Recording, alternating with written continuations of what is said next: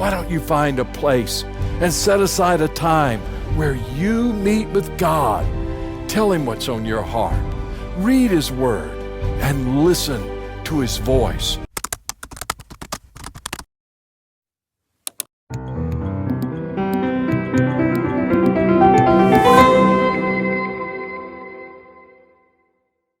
It was a moment I will never forget. It's just as vivid today as it was 55 years ago.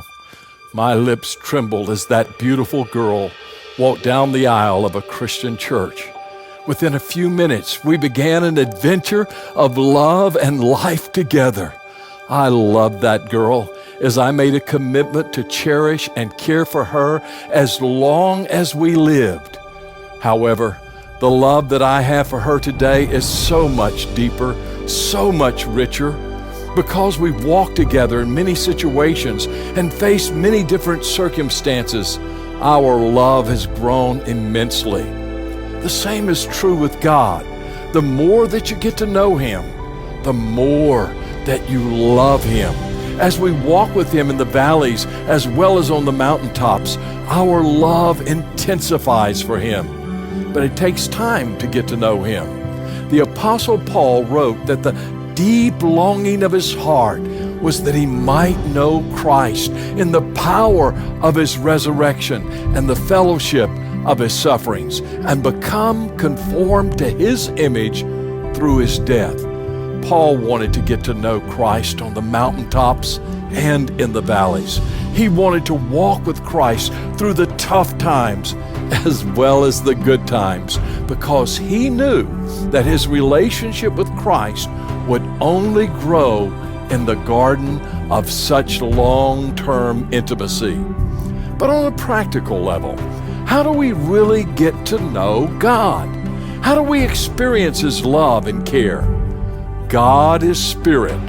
One way in which we develop that intimacy with Christ is through prayer. Prayer is the communion of two hearts. It's our communicating with God the intimate things in our heart and lives, and His communicating with us the deep things of His heart. We can't run in and out of the presence of the holy, almighty God as we would run into a department store with our shopping list. Any healthy relationship takes time. My wife and I have developed a wonderful and deep relationship over the years because we've taken time to communicate with what's on our hearts, what's really in our lives. We attempt every week to find a time and a place to get away from the phone, the office, and any other distractions. We take that time to share our hearts with each other. We share our problems, our hurts, our difficulties, and our victories that we've experienced during the week. The same is true with prayer. It takes time to really communicate with God, and it takes time for Him to communicate with us what's deep within His heart. Jesus taught His disciples to find a place to seek the Father's face. If you really desire victory in your Christian life, this could be a starting place for you. Why don't you find a place and set aside a time where you meet with God? Tell Him what's on your heart. Read His Word and listen to His voice. Determine that you will obey whatever He says to you. You'll find victory there.